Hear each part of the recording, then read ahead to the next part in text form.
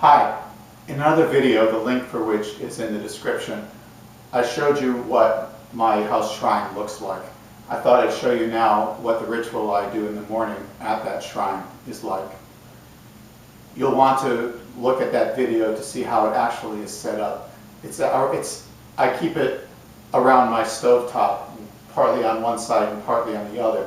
The stove is in a corner and it's all at an angle, so I wasn't able to set anything up so I could film there. So I just set it on my table. So you can imagine this being the left side of the stove and this being the right side of the stove. In the middle I put a small dish because I'm going to be needing to put a burnt out match there. Ordinarily I would just put it on the stove top.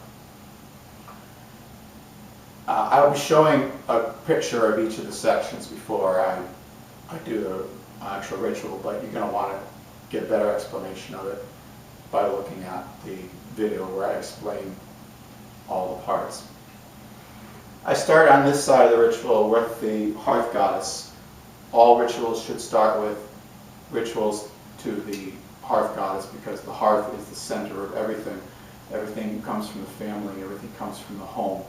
In the old days, of course, fires were lit from the hearth. They didn't have matches, so fires were carried from the hearth, so you had to have the hearth fire burning anyways. What I'm going to do is go through the ritual, explaining it as I go along, and then I'm going to just run through it straight so you can see how it works without any interruptions. I used to start all rituals with a purification. So I have some water here. I keep the water in the shrine all the time. Water and fire are the purest things, so it's good to have water and fire together in your shrine. You can use any ritual for this that you're used to for purification as long as it does involve water. This is the one I use. Go, may be pure that I may cross with the sacred, may cross with the sacred, that I may attain the holy that I might be blessed in all things. Well done. What I've done here is I've purified my thoughts, my words, my deeds. I've also purified the edge and then coming in to the center. By the way, if you watch some of my other videos, you'll see I use a lot of these parts a lot. It makes it easier to memorize, but it also reinforces parts of the ritual as you do them and makes the ritual as a whole more powerful. So now I'm going to light the fire. I'm just going to do this as a dry run. I'm just going to pretend to light so I don't have to actually blow it out. Burn on our hearth breed. I use breed as my hearth goddess. Source of all that is holy. Bless this home and all who dwell here. Smile on all we own.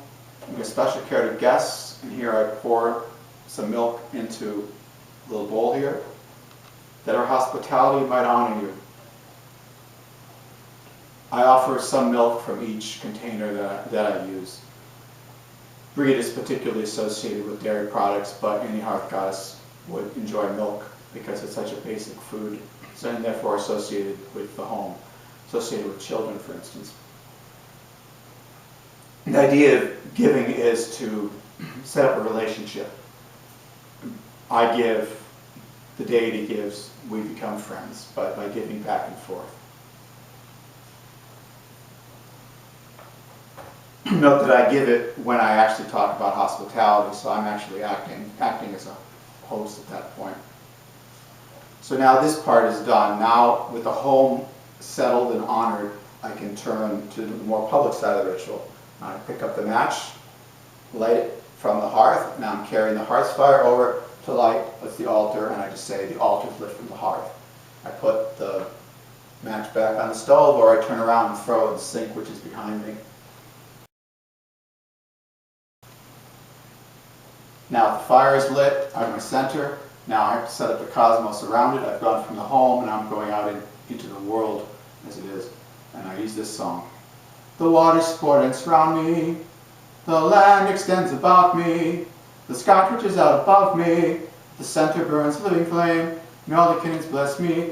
May my worship be true. May my actions be just. May my love be pure. Blessings and honor and worship to the holy ones. This is your basic Indo-European sacred world of the waters, the land, and the sky. The kindreds are the gods and goddesses, the ancestors of the nature spirits, which I have representations of in my shrine here. In the actual shrine, there's a god and a goddess image on the wall here to stand for all the gods and goddesses. Oh, by the way, there's also an image of Breed over here that I couldn't put here because you wouldn't be able to see the rest of the things there.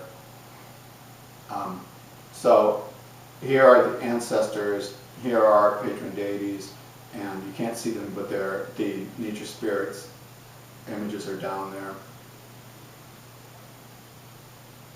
Now that I've established the center, I've established where I am, now I pray to all the kindreds. I raise my hand, what's called the Orans position, the praying position. Gods and goddesses, holy ancestors, spirits of this place, I thank you for guiding me through yesterday and ask that guide me through today and all days to come. Now I've established myself in a relationship with all the kindreds. So now I can ask them to help me. And so I say, I ask this of the kindreds. I have these 3 nuts here. May be wise. I offer a hazelnut, hazelnuts being the nut associated with wisdom to the Celts. May be strong, a walnut, which is a very strong wood. May be prosperous, associated with fertility and prosperity in, I believe, the Near East. Nuts like this are hard to find most times of the year, but actually quite easy on the internet, which is how I got these. This is the end of the main part of the ritual, so now I just finish things off. I have to extinguish the fires. Extinguish without, but burning within, leaving fire flames within me. Now the altar fire is actually within me, so my life becomes an offering to the gods. I go back over to my hearth fire. Fire of greed is flame on our hearth. May the fire of greed be the flame in my heart. Our hearth, not my hearth, because it's our whole family's hearth. By saying that the fire of greed is the flame on our hearth, even though I'm blowing out the lamp, the fire is still on our hearth. So I'm extinguishing the fire, but I'm not extinguishing the fire. May the fire of greed be the flame in my heart. I'm asking that there continue to be a personal relationship between me and greed. So then I might do a slight bow of the head, and I'm done. A nice short ritual that hits all the bases, and yet is fairly quick and easy to do in the morning. So let me just go through it so you can see how it's done. And then we finished.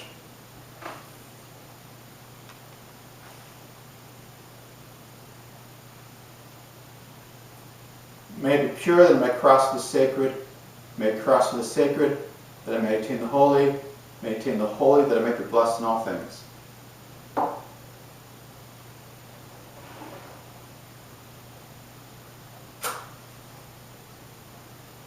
Burn on our hearth, breathe, source of all is holy. Bless this home and all who dwell here. Smile in all we own. And give special care to guests, that our hospitality might honor you.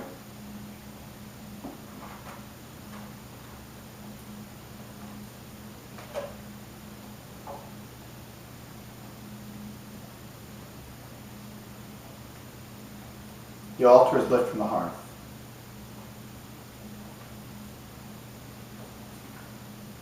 The waters pour and surround me. The land extends about me. The sky stretches out above me. The center burns living flame. May all the kindreds bless me. May my worship be true. May my actions be just. May my love be pure. Blessings and honor wish the holy ones. Gods and goddesses, holy ancestors, spirits of this place, I thank you for guiding me through yesterday and ask that you guide me through today and all days to come. I ask this of the kindreds. May be wise, may be strong, may be prosperous. Extinguish without, burning within, living fire flames within me. The fire of greed is flame on our hearth.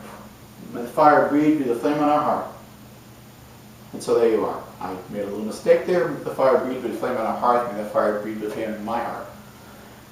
You can leave the bowl of milk here for perhaps a day and then make an offering to it outside. I take it out either to the stone I have in the back where I make offerings to the land spirits, or sometimes I'll pour it off my deck into my garden and I say to the spirits leavings, if for some reason you can't do this, you can pour it down, you drain. The Romans had a goddess Cloacina, it was goddess of sewers, so I'll actually pour it down the drain. I'll say to Cloacina leavings. One of the great things about using nuts as offerings is you can just leave them in your shrine when the bowl is full, then you can go out and put it somewhere. You can do it when it's convenient as well, so you can kind of, you've got a few days at least of fuzzy time. So that's it.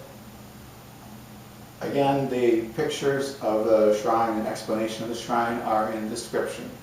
Hope this was useful to you. Thank you.